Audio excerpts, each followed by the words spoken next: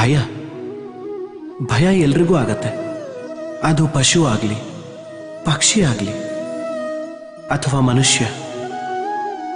ವಾಸ್ತವ ಏನು ಅಂದ್ರೆ ಮನುಷ್ಯ ಭಯನ ತನ್ನ ಜೊತೆಲೇ ತಗೊಂಡು ಹುಡ್ತಾನೆ. ಅಂದಮೇಲೆ ಈ ಭಯದ ಬಗ್ಗೆ ಭಯ ಯಾಕೆ? ಹಾಗೆ ಭಯ ಅನ್ನೋದು ಕೆಟ್ಟದೇ ಆಗಿದ್ದಿದ್ರೆ ನಾವು ಹುಡ್ತಾನೆ ಅದನ್ನ ಯಾಕೆ ಜೊತೆಲಿ ತಗೊಂಡು ಬರ್ತಿದ್ವಿ? ವಾಸ್ತವ ಏನು ಅಂದ್ರೆ ಭಯ ನಮ್ಮನ್ನ ಮುಂದೆ ಹೋಗೋದಕ್ಕೆ ಪ್ರೇರಣೆ ಕೊಡುತ್ತೆ.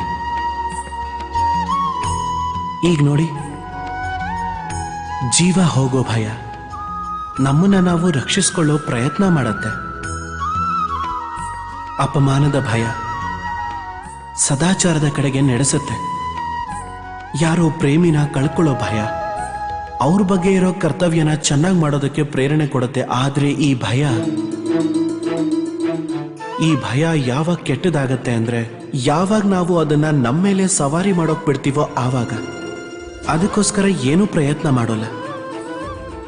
ಹಾಗಾಗಿ ನಾವು ಈ ಭಯವನ್ನ ಉಪಯೋಗಿಸ್ಕೋಬೇಕು ಅಂದ್ರೆ ನಾವೇ ಸ್ವಯಂ ಆ ಭಯದ ಮೇಲೆ ಸವಾರಿ ಮಾಡಬೇಕಾಗತ್ತೆ. ಹಾಗಾದ್ರೆ ಭಯದ ಗಡಿಗಳನ್ನ ಒಡೆದುಹಾಕಿ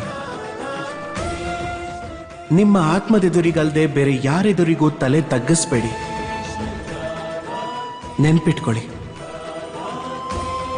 ಯಾವಾಗ ಅಂಧಕಾರಕ್ಕೆ ಹೆದರೋದನ್ನು ಬಿಡ್ತಿರೋ ಆಗ್ಲೇ ನೀವು ದೀಪವಾಗಿ ಪ್ರಕಾಶ ಕೊಡೋದಕ್ಕೆ ಸಾಧ್ಯ. ರಾಧೆ ರಾಧೆ.